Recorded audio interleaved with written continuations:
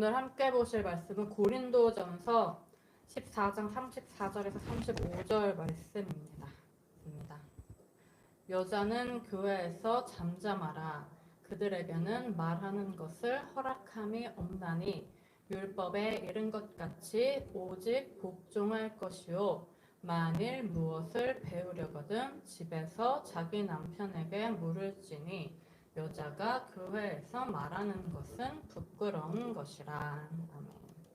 네, 오늘 말씀은 지난주에 잠깐 봤던 구절인데 지난주 본문 창세기 3장을 설명하기 위해서 잠깐 봤었는데요. 나온 김에 이 부분을 함께 좀 더 자세히 보면 좋을 것 같아서 잠깐 창세기를 멈추고 이 본문을 보려고 합니다. 바울이 지금 본문에서 뭐라고 명령하냐면 여자는 교회에서 잠잠하라. 그들에게는 말하는 것을 허락함이 없다. 그래서 이제 이 본문을 근거로 여자는 교회에서 가르치면 안 된다. 그래서 원래 전통적으로 기독교가 여자에게 목사 안수나 설교권을 주지 않죠. 그래 왔죠. 또 요즘은 여성들에게 목사 안수를 주는 교단들도 많이 생겼어요. 저도 한 10년 후에는 이제 목사 안수를 받을 계획이 있는데 이렇게 여성들에게 전통적으로 하지 않은 방식의 목사 안수를 주는 근거, 이 근거가 뭘까요? 지금 본문이 여자는 교회에서 잠잠하라 라고 딱 못 박아서 말씀을 하고 있는데 이걸 문자 그대로 받아들인다면 정말로 여성에게 목사 안수를 주지 않는 게 맞는 것이 아닐까요? 요새는 시대가 변했잖아요. 시대가 변했으니까 남녀평등 시대가 왔으니까 뭐 이렇게 말씀하시는 분들도 있는데 그렇다면 하나님의 말씀이라는 게 시대가 변하면 그 시대에 따라서 지켰다 안 지켰다 해도 되는 그런 걸까요? 아니면 요즘은 여성들도 교육을 많이 받아서 예전 같지 않다 이런 말씀들도 하시는데 뭐 상황이 달라졌으니까 그럼 하나님의 말씀은 상황이 달라지면 상황에 따라서 지켰다 안 지켰다 해도 되는 그런 걸까요? 시대가 변했다거나 상황이 달라졌다는 것은 여성이 목사 안수를 받거나 설교권을 가질 수 있는 것에 대한 타당한 근거가 될 수 없지요. 그래서 보수적인 교단들은 여전히 여성들에게 목사 안수를 주지 않습니다.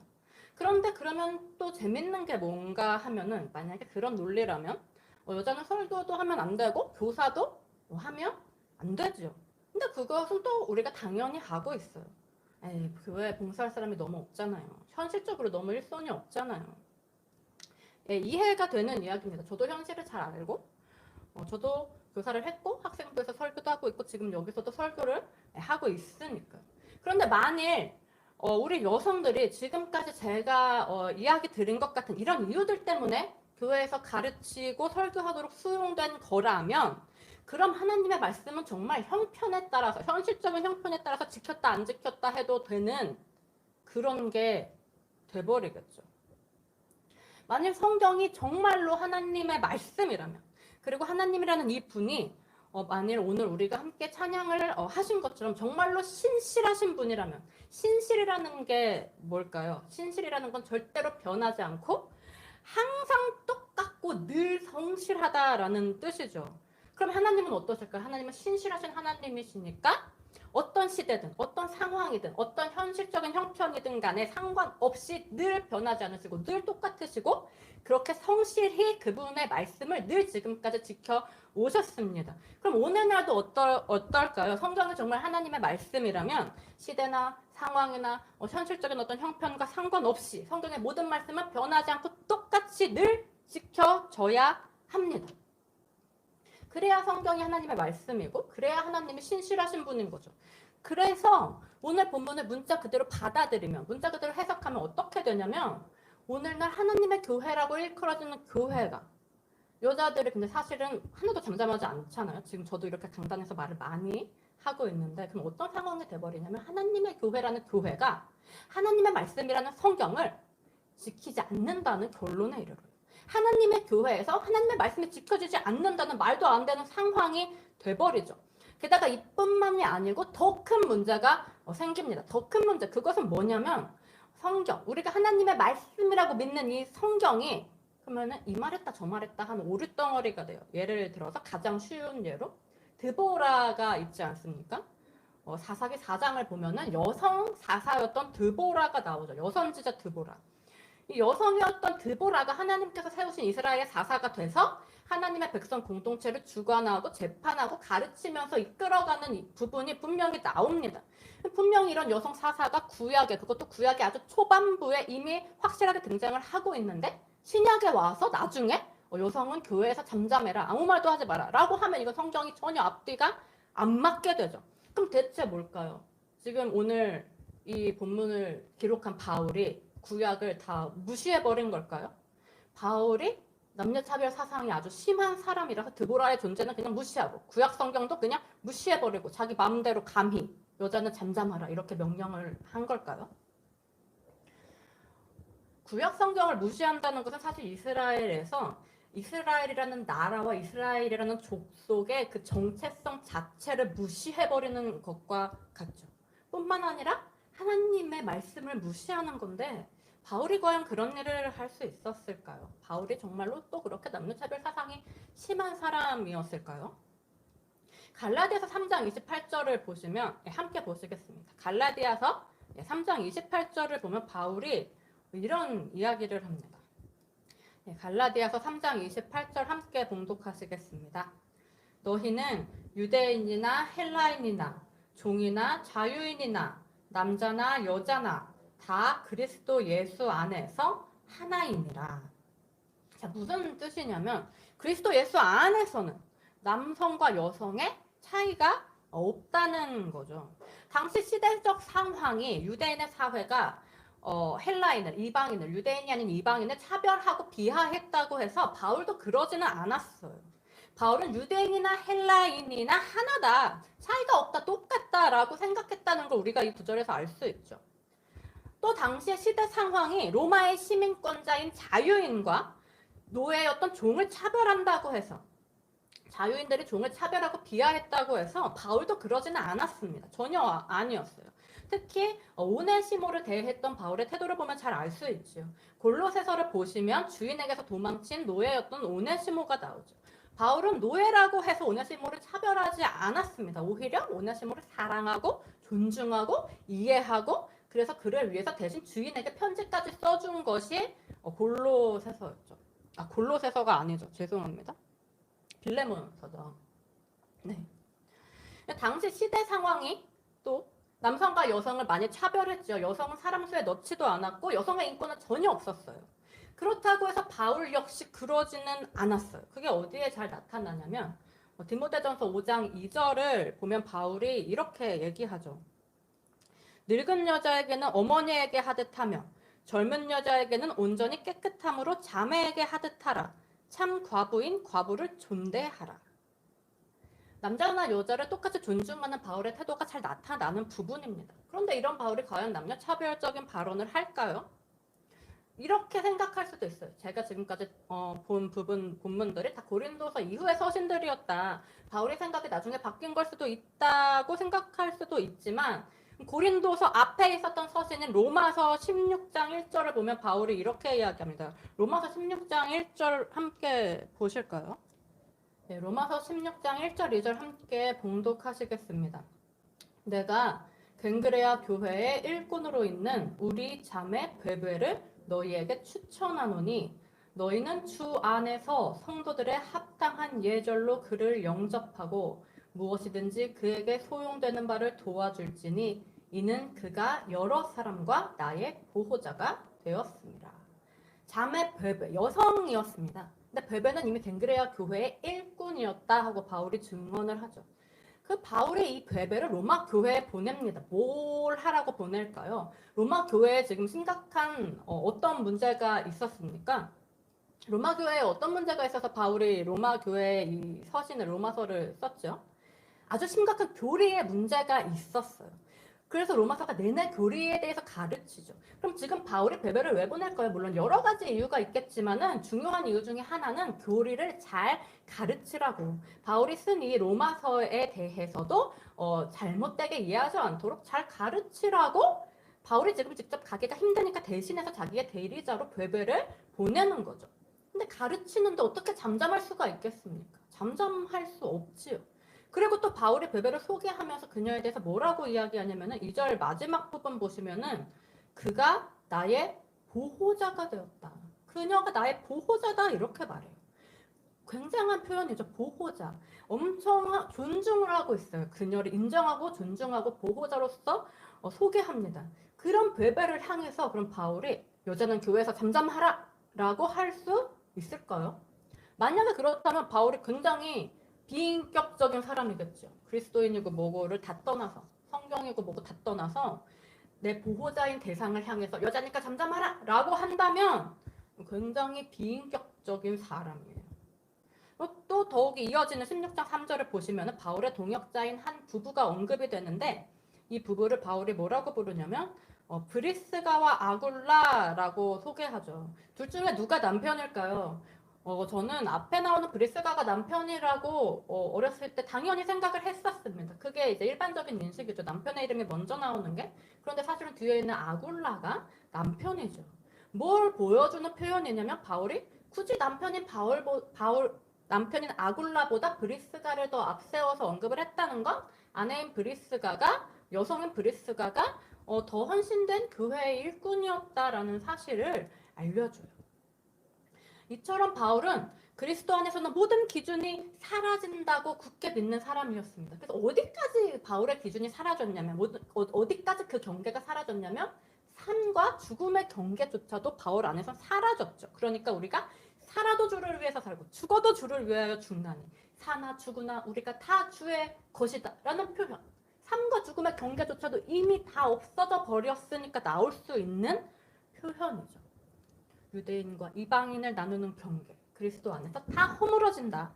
자유인과 종을 나누는 경계, 그리스도 안에서는 다 허물어진다. 남자와 여자를 나누는 경계, 그리스도 안에서는 다 허물어진다.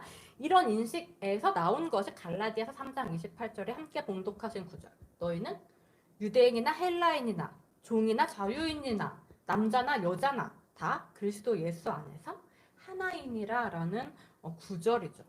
그런데 이런 바울이 남자는 교회에서 말해도 되고 여자는 잠잠해라 라고 한다면 지금 전혀 말이 안 되는 얘기죠. 그럼 바울이 대체 어떤 의도로 이런 말을 했을까요? 바울이 한 이 말을 우리가 어떤 관점에서 받아들이고 어떻게 해석을 해봐야 할까요? 잘 아시다시피 성경은 그리스도를 우리의 신랑에 비유합니다. 그분은 우리의 신랑이시다. 이런 발언을 특히 바울이 또 많이 했죠. 구약에도 하나님은 신랑이시고 하나님의 백성인 이스라엘, 우리를 상징하는 이스라엘은 하나님의 신부다라는 표현들이 곧잘 등장을 하지만 신약에서는 바울이 특히 그리스도를 우리의 신랑이고 우리는 그분의 신부로 많이 비유를 했습니다. 그런데 이런 비유를 들으면서 우리가 나는 남잔데 내가 어떻게 신부야? 라는 생각은 잘 하지 않습니다. 왜냐하면 이 비유가 생체학적인 성별에 대한 그런 표현이 아니라는 걸 우리가 느낌적으로 이미 다 알고 있어요. 그죠? 어떤 특별한 특징, 부부의 관계의 그 특징을 빗대어서 설명하기 위한 그런 비유라는 걸 알고 있으니까요. 오늘 본문 말씀도 똑같습니다. 본문이 말하는 남자와 여자는 생체학적인 성별로서의 남성과 여성이 아닌 거죠. 갈라디아서 3장 28절처럼 바울이 남자나 여자나 다 그리스도 예수 안에서 하나다라고 말할 때 이때의 남자와 여자는 당연히 생체학적인 성별로서의 남성과 여성이겠죠. 또 우리 자매 베베라고 할 때 자매라는 것도 베베가 생체학적으로 여성이었다는 것을 알려줍니다. 하지만 그리스도가 신랑 우리는 신부라고 할 때는 여기서의 신랑 신부는 성별을 말하는 게 아니죠. 이거는 비유법에 불과하잖아요. 그 똑같이 이러한 비유법을 가져와서 우리는 오늘 본문을 이해해야 하는 거죠. 그렇다면 어떨까요? 신랑은 남자죠. 그리고 신부는 여자예요. 그럼 지금 성경이 그리스도는 남자다. 그리고 사람인 우리는 여자다. 그리스도가 신랑이라는 것은 신랑인이라는 것은 남자라는 거고 우리가 신부라는 것은 여자다라는 표현이 될 수 있죠. 그래서 성경에 그리스도는 남자로 표현하고 그를 믿는 성도 사람은 여자로 표현을 한다고 우리가 이해할 수가 있어요. 그런데 성경이 우리에게 뭘 말하는 거냐면 우리가 어떻게 되어야 한다고 이야기하냐면 잘 아시는 갈라디아서 2장 20절 말씀. 내가 그리스도와 함께 십자가에 못 박혔나니 그런즉 이제는 내가 사는 것이 아니요 오직 내 안에 그리스도께서 사시는 것이라. 성경은 우리가 내가 사는 것이 아니고 내 삶을 그리스도께서 사시는 삶이 되어야 한다고 말해요. 즉 나 자신이 완전히 그리스도께서 사시는 그리스도 사람으로 변화돼야 된다. 그래서 내가 그냥 사람에서 그리스도 사람이 되어야 한다. 즉 그리스도인이 되어야 한다고 말하죠. 그래서 우리가 어떻습니까? 그리스도를 믿기 시작하면 우리가 누구나 다 자신을 그리스도인이라 부르고 서로 그리스도인이라고 불러요. 그런데 우리가 진짜로 그럼 그리스도로서 살고 있느냐를 돌아보는 거예요. 만약에 진짜 그리스도인으로, 그리스도 사람으로 산다면 어떨까요? 오늘 함께 부르신 찬송가 259장의 2절처럼 주 예수와 밤낮으로 늘 함께 우리가 동행을 하겠죠. 그러면 아무 때나 어디서나 우리는 십자가를 붙들고 있겠죠. 그런데 우리가 정말로 이렇게 사는가를 생각을 해보는 거예요. 그리스도인이 되긴 했는데 정말로 실제로 인생이 180도 바뀌어서 내가 원래 하던 생각, 원래 느끼던 감각의 방식, 원래 살아가던 방식이 완전히 다 없어지고 180도 바뀌어서 그리스도의 생각, 그리스도의 방식으로 살아가느냐 하면은 그렇지가 않다는 거죠. 물론 좀 바뀐 부분이 있습니다. 변화된 부분이 분명히 있어요. 점점 더 많아지고 있기도 하지요. 하지만 그게 나라는 인간의 인생의 전체 다는 아니에요. 전체 다 변한 건 아니에요. 일부이거나 혹은 많은 부분이긴 하지만 전체 다는 분명히 아니죠. 259장의 표현처럼 하면 주 예수와 낮에 몇 번, 밤에 몇 번 그렇게 몇 번씩 동행을 하기는 하지만은 밤낮으로 늘 함께 동행하지는 못해요. 삶의 어려움이 닥치면 한 번씩 십자가를 붙들긴 하고 어떨 땐 또 상당히 길게 십자가를 붙들기도 하지만 아무 때나 어디서나 십자가를 붙들고 있는 건 아니에요. 그렇다면 우리를 그리스도인이라 부르고 서로 그리스도인이라고 부르기는 하지만 사실은 정말로 진짜 그리스도인일까요? 아니면은 진짜 그리스도인이 되어가는 과정 중에 있는, 그래서 그리스도인은 그리스도인이지만 아직 진짜는 아닌, 하지만 반드시 진짜가 될 거라는 약속을 받은, 그래서 명목상은 그리스도인인 예비 그리스도인에 불과할까요? 사실은 예비 그리스도인에 불과한 거죠.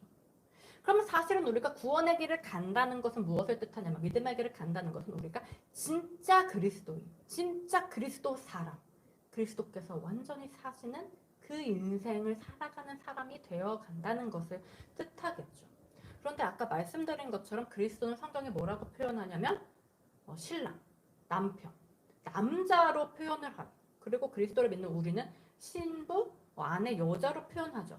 그럼 우리가 그냥 사람에서 진짜 그리스도 사람이 되어가고 있다면 그건 곧 뭐에서 뭐가 되어가는 걸까요? 이 그냥 사람을 성경이 여자로 표현하고 진짜 그리스도 사람을 성경이 남자로 표현하니까 그런 측면에서 비유적으로 보면 우리가 여자에서 남자가 되어가고 있다고 볼 수도 있겠죠.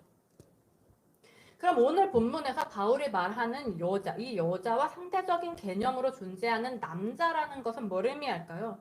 생체학적인 남성이 아니고 진짜 그리스도 사람의 일은 진짜 그리스도인. 그래서 내 삶을 내가 아니라 그리스도께서 사시는, 밤낮으로 늘 함께 그리스도와 동행하는, 변화되지 않은 부분보다 변화된 부분이 훨씬 많은, 내가 사는 부분보다 그리스도께서 사시는 부분이 훨씬 많은 진짜 그리스도 사람, 이것이 바로 남자죠. 그러면 이런 사람은 어떨까요? 성경을 볼 때도 내 생각보다 하나님의 생각으로 말씀을 더 많이 깨닫게 되고, 또 실생활에서 말을 할 때도 내가 하는 말보다 하나님께서 주시는 말씀을 더 많이 말하게 되고, 계획을 짤 때도 내가 하는 계획보다는 하나님의 계획으로, 어떤 일을 할 때도 내 의지보다 하나님의 뜻대로 더 많이 일을 하게 되니까 바울이 지금 이런 사람이 뭘 해야 된다라고 하냐면은 교회에서 이야기하고 가르치고 교회를 인도해 가야 한다라고 이야기를 합니다. 그럼 반대로 오늘 본문이 말하는 여자는 어떤 존재일까요? 이것도 마찬가지로 생체학적인 여성이 아니고 진짜 그리스도 사람에 이르지 못한 상태인 그런 예비 그리스도 사람, 그걸 말하는 거죠. 그래서 그리스도를 믿기는 하지만 아직까지도 내가 살아있는 부분이 더 많아서, 여전히 내 자아가 내 인생을 살아가는 부분이 더 많은 사람의 상태, 그리스도의 상태보다 사람의 상태가 더 많은, 하나님의 형상보다 나의 형상이 더 많은 상태의 사람, 이것이 바로 본문의 여자입니다. 그럼 우리가 이런 상태에 있을 때는 어떨까요? 하나님을 위한 열심은 있습니다. 귀한 열심이 있어요. 근데 열심이 있는데 그 열심의 방향성이 아직 밝히 보이지 않습니다.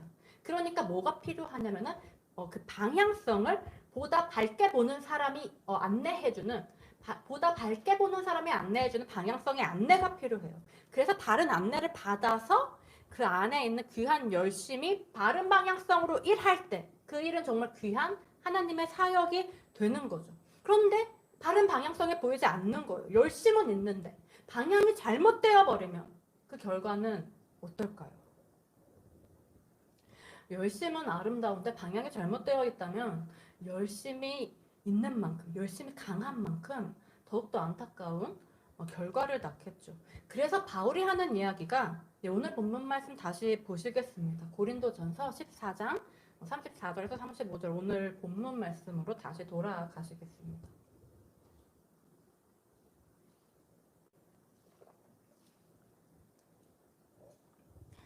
고린도전서 14장 34절 함께 봉독하시겠습니다. 여자는 교회에서 잠잠하라. 그들에게는 말하는 것을 허락함이 없나니 율법에 이른 것 같이 오직 복종할 것이요. 자, 여자는 즉 아직 진짜 그리스도 사람에 이르지 못한 상태의 성도는 교회에서 잠잠하래요. 왜냐하면 방금 말씀드렸다시피 열심히 있는데 귀한 열심이 있는데 방향이 보이지 않아요. 밝게 보이지 않습니다. 그래서 잘못된 방향으로 달려갈 수가 있어요. 그런데 열심히 있으니까 어떨까요? 정말 열심히 달려가는 거예요. 정말 온 힘을 다해 빠르게 달려갑니다. 그 끝이 낭떠러지인데도 보지 못하고 하나님을 향한 열심만으로 그냥 뛰는 거예요. 그러면 어느 순간 어떻게 될까요? 뚝 떨어져 버리겠죠. 그래서 이걸 성경이 뭐라고 표현하냐면 실족이라고 표현하죠. 실족. 많은 분들이 귀한 열심이 있는데 바른 방향성의 안내를 받지 못해서 너무 쉽게 실족하는 경우가 너무 많아요. 너무나 슬프고 안타까운 일이죠. 하나님을 향한 사랑이 있는데, 열심히 있는데, 그리고 그 한 성도, 한 양을 향한 하나님의 엄청난 계획이 있는데 방향을 모르고 달렸다는 이유 하나만으로 실족해버린다면 너무나 안타까운 일이에요. 그래서 바울이 하는 말이 바로 잠잠하라는 거죠. 그러면 잠잠히 아무 일도 하지 말라는 걸까요? 아니죠. 아무 일도 하지 말라는 게 아니라 그저 잠잠히 방금 말씀드린 것처럼 더 밝게 보는 자의 안내를 받으라는 것입니다. 안내를 받아서 바른 방향으로 가기만 하면 그 안에 하나님이 주신 귀한 열심 역시 함께 빛을 발하게 되는 거죠. 그래서 이걸 뜻하는 명령이 뭐냐면은 이 34절 마지막에 있는 오직 복종할 것이요. 무엇에 복종을 하는 것입니까? 더 밝히 보는 자의 안내. 그 안내에 따르는 것. 이것이 바로 본문이 말하는 복종입니다. 그런데 때로는 우리가 그 안내가 이해가 안 될 때도 있어요. 왜냐하면 아직 밝히 보이지 않기 때문에 두 사람이 있는데 한 사람은 보고 있고 한 사람은 보지 못한다고 생각을 해보는 거죠. 그럼 그 상태에서 보고 있는 사람이 보면서 이거는 이거고 저거네 라고 설명하는 걸 보지 못하는 사람이 이 상태에서 이 설명만 듣고 이걸 이해하기는 너무 힘든 거죠. 속담에도 백문이 불여일견이라는 말이 있죠. 100번 듣는 것보다 한번 보는 게 낫다. 본 사람이 자기가 본 거를 아무리 말해도 100번 설명을 들어도 이걸 이해한다는 건 정말 너무 어려운 일이에요. 알아듣기가 너무 힘듭니다. 그러니까 뭐가 생기냐면 의문이 생겨요. 이해를 못했으니까 의문이 생기죠. 저 말은 맞는 말인가? 도대체 지금 무슨 말을 하고 있는 거지? 의문이 생겨요. 그러면서 동시에 뭐가 생기냐면 이 의문과 함께 그 말을 하고 있는 상대에 대한 의심이 생기죠. 의심이 생깁니다. 이럴 때에 대한 얘기가 바로 이어지는 35절 말씀입니다. 만일 무엇을 배우려거든 이해가 도저히 안 될 때, 그래서 인도하는 자의 말을 이해할 수 없어서 의문이 생기고 의심이 생길 때, 만약에 이럴 때 이 상태 그대로 상대한테 질문을 하면 어떻게 될까요? 의심하는 상태로 상대에게 질문하면 상대를 존중하면서 부드럽게 질문할까요? 아니면 따지듯이 그냥 막 팍팍팍 따져 묻게 될까요? 보통 팍팍팍 따져 묻게 되죠. 설사 상대를 존중하면서 부드럽게 이제 질문을 한다고 해도 그 대답을 이해할 확률은 거의 없습니다. 왜냐면은 이미 한번 이제 설명을 들었는데도 이해가 안 된 것이기 때문에 똑같은 상태에서 그 설명을 똑같이 듣는다고 해도 당연히 이해가 안 되겠죠. 상태가 변화가 돼야 그 설명이 이해가 되는 거죠. 그러니까 이럴 때 묻고 싶을 때 의심이 될 때 의문이 생길 때 이럴 때 어떻게 해야 하니까 본문 35절이 하는 말씀이 만일 무엇을 배우려거든 집에서 자기 남편에게 물을지니 라고 합니다. 자기 남편이 누구일까요? 우리가 아내이니 우리의 남편이신 분은 당연히 신랑 대신 예수 그리스도겠죠. 집에서 자기 남편에게 물어라. 즉 예수님께 기도해라. 그리스도께 기도해라. 그래서 주님께 직접 물어라 라는 뜻입니다. 어차피 똑같이 이해할 수 없는 상태에서 상대에게 물어도 상대가 그걸 이해시켜 줄 수 있는 능력이 없어요. 상대는 그렇게밖에 설명할 수 있는 능력이 없는 거예요. 이 사람이 자기가 본 거를 제대로 설명을 할 수 있는 게 그 정도인데 제대로 설명을 못하고 있는데 그 사람한테 또 물어봤자 그 사람은 이해를 시켜줄 수가 없습니다. 그러니까 그냥 직접 예수님께 다이렉트로 물어라. 성령님께 물어라. 기도를 해라. 이렇게 바울이 말하고 있죠. 그래서 이제 기도를 하면은 둘 중에 하나입니다. 그 결과는 두 가지 결과가 나타날 수가 있어요. 한 가지는 뭐냐면 성령님의 조명하심으로 이해 못하는 걸 깨닫게 되는 거죠. 그래서 그 설명 들었을 때 전혀 이해 못했는데 조명하심으로 딱 깨달으면 이게 그렇게 설명될 수도 있는 거구나 라고 알 수가 있죠. 이게 이제 한 가지고 다른 한 가지는 뭐냐면 여전히 이해는 못하는데 더 이상 궁금해지지 않을 때가 있어요. 어떤 생각이 드냐면 내가 아직 이해를 못할 때구나. 내가 아직 믿음의 수준이 이해를 할 수가 없는 상태에 있구나. 하나님이 더 나를 많이 가르쳐 주시고 훈련시켜 주시고 이 훈련이란 물론 삶 속에서 이루어지는 훈련이죠. 그래서 내가 믿음이 더 자라는 신앙의 길을 더 가게 되면은 거기서는 이해하게 하시겠구나 라는 마음이 또 들 때가 있습니다. 그래서 실제로 나중에 또 이해를 하게 됩니다. 그런 일이 굉장히 많아요. 그럼 그때는 정말 너무 감사하죠. 내가 왜냐면 그만큼 자랐다는 증거니까요. 내가 멈춰있지 않고 주님 안에서 성장했다. 더 주님께 가까이 갔다는 증거이기 때문에 너무 감사하고 너무 기쁜 거죠. 이게 정말로 너무 무지한 우리를 인도해 가시는 하나님의 은혜가 아닌가 그런 생각을 합니다.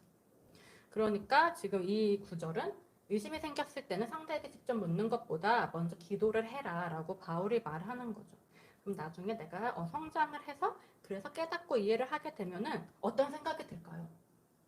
그때 어떤 생각이 드냐면 엄청 부끄럽습니다. 예전에 이해 못했던 나 자신이, 어리석었던 나 자신이 굉장히 부끄럽게 여겨져요. 막 쥐구멍에라도 들어가고 싶어질 정도로요. 설령 따져묻지 않고 있었는데도 그걸 깨닫는 순간 부끄러워요. 근데 따져 물었을 때는 어떨까요? 따져 물었을 때는 정말 말할 수 없이 너무나 부끄럽습니다. 너무 상대에게 미안하고 너무 부끄러워요.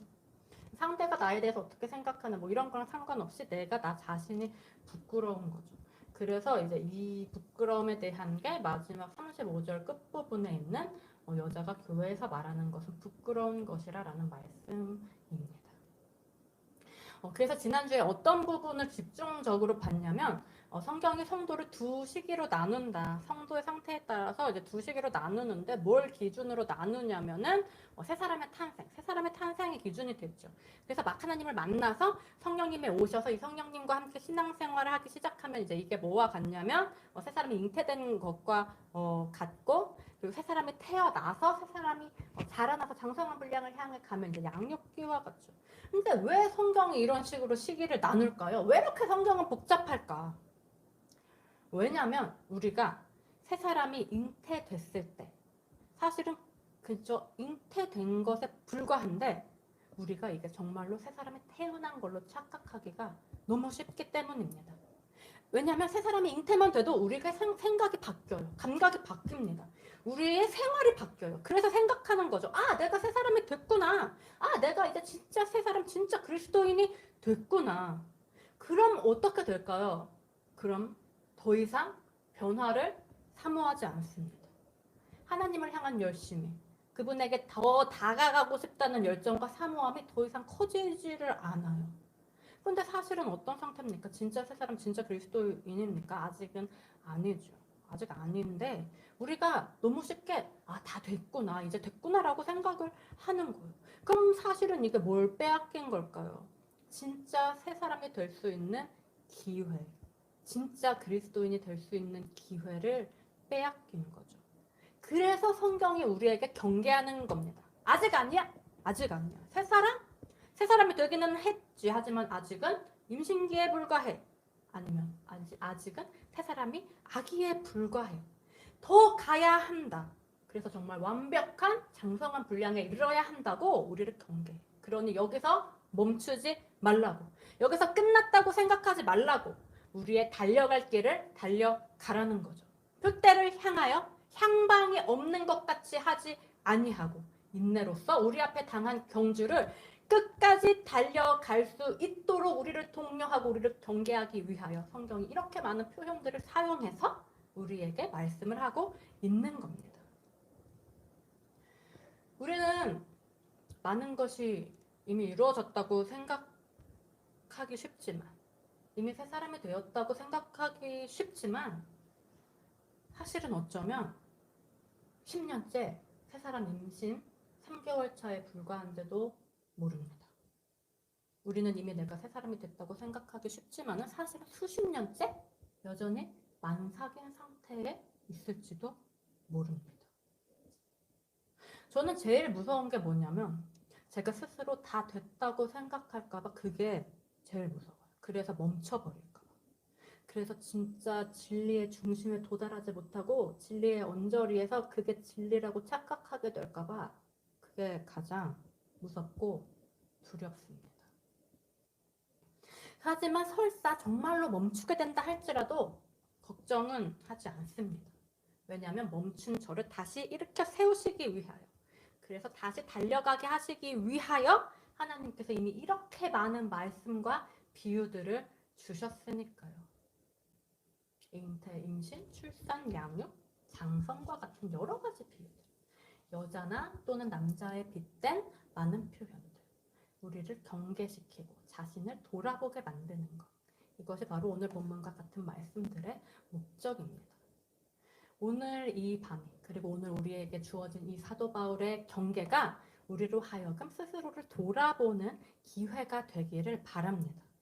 그래서 우리가 현재의 상태를 깨부수고, 현재의 이 단계, 현재의 이 벽을 깨부수고, 이 모든 경계를 깨부수고, 그 다음 경지로, 다음 지경으로, 한 단계 더 높고, 한 단계 더 넓은 그 지경으로 가는 밤이 되기를 간절히 바랍니다. 예, 기도하시겠습니다. 주님 감사합니다. 그는 우리의 화평이신지라 둘로 하나를 만드사 원수된 것 곧 중간에 막힌 담을 자기 육체로 허셨느니라. 유대인과 이방인의 경계를 허무시고 자유인과 종의 경계를 허무시고 남자와 여자의 경계를 허무시고 사람과 그리스도의 경계를 허무시는 주님, 그 주님께서 오늘 우리를 막고 있는 모든 경계, 우리가 더 하나님께 가까이 나아가지 못하도록 우리를 막는 모든 한계와 모든 담들을 어김없이 신실하게 허물어 주실 것을 믿습니다. 우리가 기도할 때 우리의 기도를 들으실 것이고 우리가 주님의 말씀을 신뢰할 때에 그 말씀대로 역사하실 줄을 믿사오니 주님께서 주신 모든 말씀대로 1.1획도 서로 틀리지 않고 반드시 이루어지는 그 능력의 말씀대로 지금 역시 또한 이루어 주시옵소서. 오늘 우리의 기도 가운데 임하시고 기도 가운데 응답하시고 역사하시는 성령 하나님을 믿사오며 그 성령 하나님을 보내주시는 은혜와 긍휼이 풍성하신 예수 그리스도를 믿사오며 우리 구주 예수 그리스도의 이름으로 기도했습니다. 아멘. 예, 우리 주여 주여 부르시고 함께 기도하시겠습니다. 주여 주여 주여. 오 주님 감사합니다. 주님께서 우리를 어떻게든지 주님께로 이끌어 가시려고, 어떻게든지 주님께 닿게 하시려고 부족하고 어리석은 제가, 부족하고 어리석은 우리가 주님께 가는 길 중간에 실족하지 아니하고 실족한 바에도 다시 일으켜 세우셔서 온전한 주님께 이르게 하시려고 모든 말씀을 이미 주셨고 성령 하나님으로 인도하시며 그 말씀의 빛으로 우리를 이끌어 가심을 믿사오니 지금 이 시간 우리의 기도를 들어 주시옵시고 우리 가운데 역사하여 주시옵소서. 우리가 기도하는 입술의 모든 말이 되어 주시옵시고 그로 말미암아 이 모든 기도가 주님께서 성령님으로 하게 하시는 기도가 되어 주님의 기뻐하시는 향으로 올라감으로 반드시 응답을 받게 하여 주시옵소서. 성도의 기도에 반드시 응답하여 주시는 주님, 의심하는 자는 아무것도 받지 못하나 오직 예수 그리스도의 마음으로 말씀을 의지하여 급히를 의지하여 주님께 간구하면 반드시 응답하여 주심을 믿사오니 그 응답으로 이 시간 함께하여 주시옵소서. 우리 안에서 그 모든 선한 일을 시작하신 이가 그리스도 예수 안에서 이루실 줄을 믿사오며 거룩하고 은혜가 많으신 우리 주 예수 그리스도의 이름으로 기도했습니다. 아멘.